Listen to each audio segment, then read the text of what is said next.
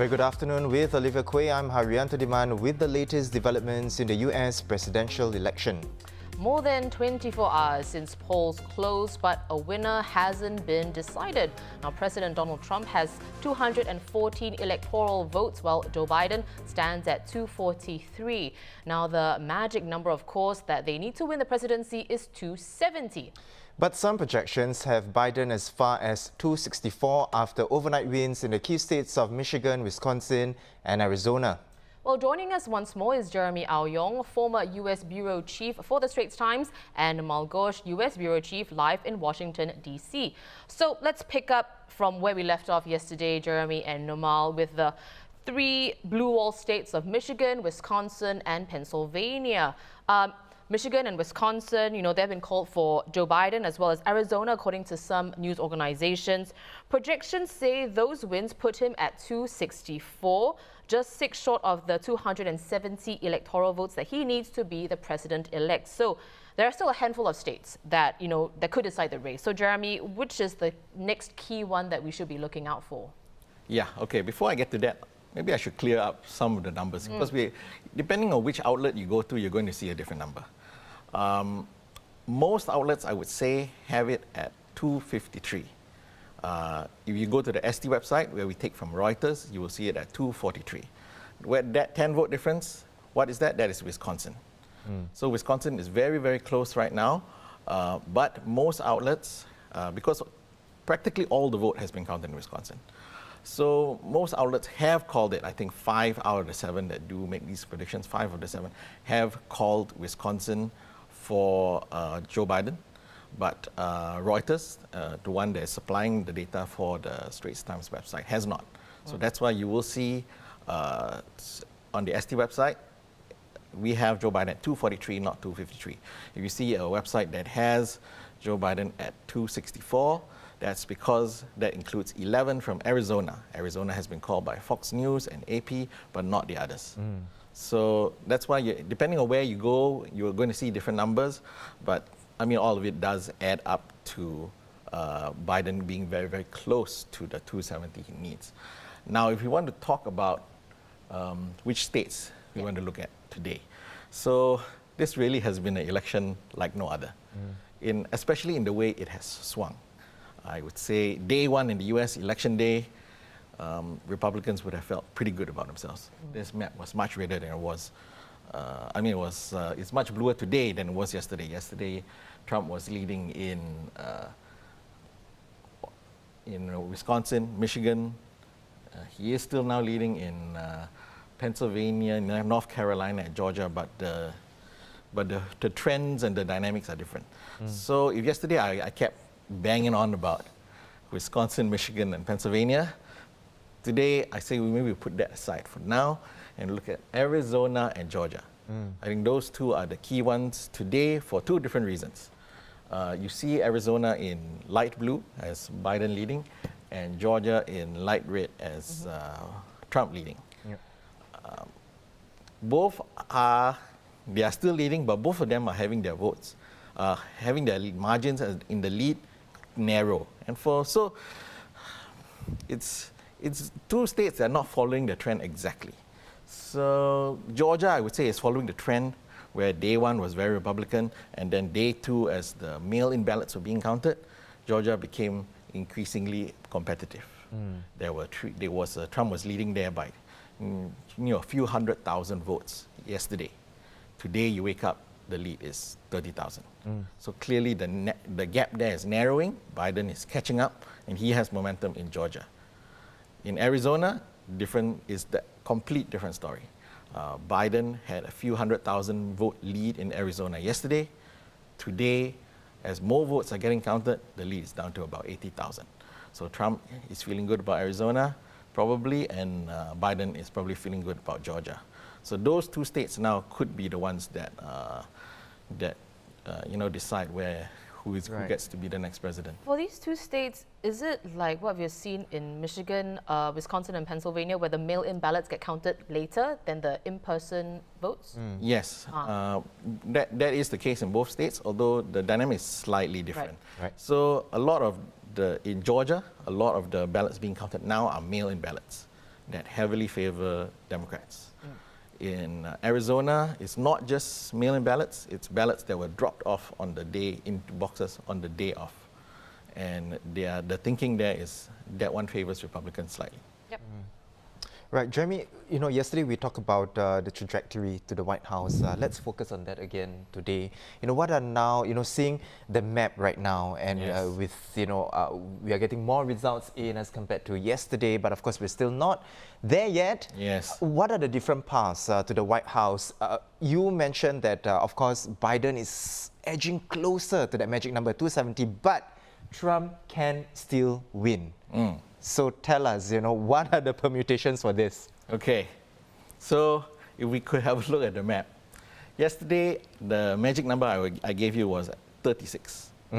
36 was the number of votes, electoral college votes that Biden needed to peel away from Trump to get to 270. Today, I'm going to give you a different magic number. That magic number is 17, because by most accounts, Biden is at 253. Yep. He needs 17 more to get to 270. And he has many more options to do that than Trump, which is why I said yesterday that if you win 2 out of 3 of the industrial Midwest states, you are most likely going to be president. And these 3 you mentioned again is Wisconsin, Michigan, and Pennsylvania, right? Yes. So those 3, I said you win 2 out of 3, most likely you're going to be president. Betting markets now favor Biden heavily, but it's because this is 2020 and anything can happen, it's too early to call. Okay, so you keep that in mind, the magic number 17. Yeah, the question is, how does Biden get there? Where does he find these 17 votes? It's a way there are five states left to call. He can achieve that in many different permutations. So Nevada has 6, Arizona has 11. So these are 2 states he's currently leading in. It stays that way, 6 plus 11, 17, he has 270. So he needs, okay, in this scenario, he needs 17 because you're following the 253 Yes, projection, yes. and that doesn't include Wisconsin. No, 253 includes Includes Wisconsin. Okay. 243 doesn't. So I'm going with the majority of the outlets that say Wisconsin is done. Okay. Okay, so if you are 2 at 53, so 17, you need 17, the 2 states he's leading in, Arizona, Nevada, that's 17, that is enough. Of course, because there are 3 other states left on the east, he can combine that in any way to get his additional 17, which is what gives him more pass. So he can get Pennsylvania on its own, that's 20 there, that's enough on its own, Pennsylvania. I believe Georgia has 16, so Georgia plus Georgia 16. Georgia plus any of the other states. He can combine any 2 from the remaining 4, not including Pennsylvania, and that will also get him the presidency. Right. Donald Trump, on the other hand, needs quite a bit more. There are 5 left, he needs 4 out of 5. He can maybe leave Nevada, but he needs he really does need to go now on a winning streak. Pennsylvania, North Carolina, Georgia, Arizona, Nevada. He needs to win 4 out of 5. If he were to lose any 2 of those, it's done. All right. Well, Nirmal, we haven't heard from you in a while. So Jeremy has been bringing up Arizona and Georgia. No, they are the building blocks in both men's path to the presidency. So Nirmal, are these states traditionally seen as such narrow deciding roles in previous elections? Not traditionally, but recently, yes. I mean, they have been for decades reliably Republican. But in the 2000s, in the late 90s and 2000s, they started changing. Remember, Bill Clinton won in 1996 in Arizona. Since then, I think he was the first Democrat in decades, and since then, they haven't won. But the key thing in these 2 states is that the demographics have changed dramatically in the last 10 years or so. In Atlanta, for example, in the last 45 years, I've got the note somewhere here.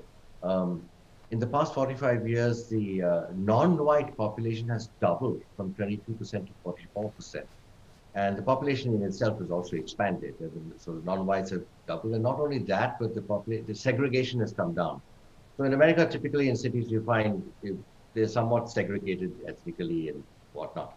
But in Atlanta, that is sort of, they're getting mixed up, living in the same neighborhoods. So the demographics have changed tremendously. And if you go to Atlanta now, it's a happening city, very multicultural, great restaurants. It's transformed, and that this is the reflection of that. And the other state is Arizona, and that is also a similar story, diversity, more demographic diversity. And in particular, Latinos in Arizona, the Latino population has expanded a lot, and it became a purple state. Some years ago, it became a purple state, so it was a swing state. So in answer to your question, swing state, yes, but only in very recent history. Before that, they were reliably red for decades. Right. Now, we want to take a look at what happened on the ground earlier today. Now, thousands of Biden supporters marched in New York to demand every vote. Now, you can see right now on your screen in this tight presidential election. Now, meanwhile, some Trump supporters protested in Detroit, demanding a halt to ballot counting in the key state of Michigan. Trump's campaign said it would file legal suits to stop the counting of votes in Michigan, Pennsylvania and Georgia, and seek a recount in Wisconsin as well. Nirmal, does he have a leg to stand on in these legal pursuits? Most of them don't seem to have any legs to stand on. I mean, if you look at most of them, if you look at Pennsylvania, for example, there's one lawsuit on meaningful transparency, another lawsuit on better access for Republican observers. Similarly, in Michigan, there's one on meaningful transparency, ensure meaningful transparency. And I think it is in Nevada that there's one on signature matching software is not adequate. So stuff like that. A lot of it is non-serious. There are a couple of more serious ones to watch. One is Pennsylvania against mail-in balloting, the fact that they were allowed by the Supreme Court to continue to take in mail-in ballots so long as to count mail-in ballots, I should say, until Friday, so long as they were postmarked the day of the election, November 3rd. Now, a state court had earlier said that it was okay to do that. The Republican Party challenged it in the Supreme Court, and the Supreme Court returned a split decision, 4-4. This happened last week, which means, in effect, the state court continues to, the state decision continues to hold. And they will continue to proceed, the state will continue to proceed on that basis. So the Republicans want to file an additional suit now to reconsider that. Whether that will be effective, you can't say. And it may not even be heard on time. We have just 48 hours left for the Friday deadline anyway. They have to count all mail-in ballots by Friday, 5 p.m. So I would say about 70-80% of these are non-serious and just designed to put a spanner in the works. And a few of them, it is possible that they will elicit judgments which will somehow cut down the number of votes on some grounds or the other. You know, I mean, there was one lawsuit in one of the states which said, which alleged that an election worker had fixed ballots which appeared to be damaged. So the Republican Party said that that's illegal. You're not supposed to do that. It's considered tampering with ballots when this election worker was basically fixing them.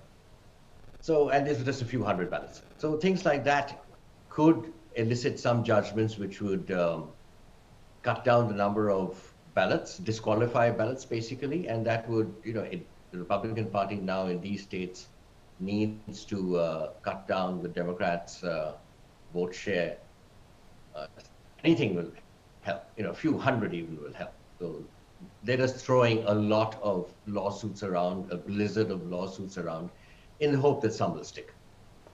Yeah, sorry, Olivia, if I could jump in. Yeah. Now correct me if I'm wrong, but a lot of this whole lawsuit strategy, it may in the end turn up to not affect the results, right? Because it seems to me that the Trump campaign is trying to tread this very fine line between encouraging votes in places where, and encouraging the counting of votes in places where they still think they have a chance, like in Arizona, and stopping votes in places where they're stopping the counting of votes in places like Pennsylvania, where they want to preserve their lead. Yeah. So what has confused me a little bit is, the lawsuits to try and stop the counting of votes in Michigan and Wisconsin, where they are currently behind.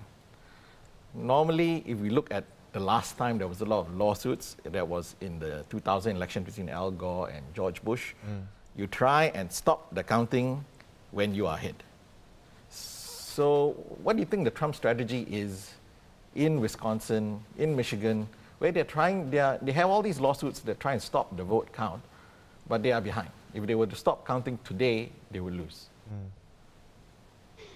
I think one of the ways to look at it is that it just supports the whole thesis that the election is being stolen. There has to be some evidence unearthed at some point that the process has been tampered with, that there has been corruption in the process, voter fraud, mail fraud, whatever. This, the president has been carrying on about that for months now, as we know, right? Basically undermining the mail-in ballot, the credibility of the process, of mail-in ballots in particular. And I think a lot of these lawsuits are designed to unearth issues that support that thesis, so that President Trump, if he loses, can say, hey, it was stolen. I mean, he's saying that already. He's saying we won the election, but it is being stolen. And these lawsuits are designed to demonstrate to his support base that there's a lot of stuff going on out there that you don't know about, that we are determined to root out and stop. Right. Well, I know we have done a lot of math over the last 24 hours, but I'm going to throw in another number. So with ballots still being counted, Jeremy, Mr. Biden has garnered about 70.5 million votes, and that beats a record previously held by his former boss, Barack Obama, who collected 69.5 million votes back in 2008. Is there a significance that he has gained more of the popular vote than Obama? I would say the absolute number probably doesn't matter that much. In the end, the popular vote also doesn't matter that much. We know Hillary Clinton won the popular vote, but still lost the presidency because the popular vote is not how America chooses a president. What it does tell us, though, in this increase in the popular vote, is just the enthusiasm that Americans had for this election. Turnout is up across the board. In every American election, the turnout, the number of people, eligible voters that do turn up to cast their vote, hovers somewhere between 50 and 60% in the presidential election. It is going to be, looks like higher than 60% this year. Not much higher, but higher, and that is significant for the US. It does show how energized everybody was about this election. I think both sides came out quite strongly to support their candidate. Right. Well, gentlemen, thank you so much, for being with us today, for speaking to us. Now, we've been speaking to former U.S. Bureau Chief Jeremy Yong, as well as Nirmal Ghosh, our U.S. Bureau Chief in Washington, D.C. Well, StraitsTimes.com has all the developments in this very exciting, very close US presidential election. Our live blog and microsite feature a state-by-state breakdown, news developments, analysis, as well as social media updates. That's right. Now, we'll be back at 5:30 p.m. later on the big story. But if results come in earlier, we'll bring the latest to you as soon as possible. Once again, I'm Harian Tudiman with Olivia Quay. Thanks for watching.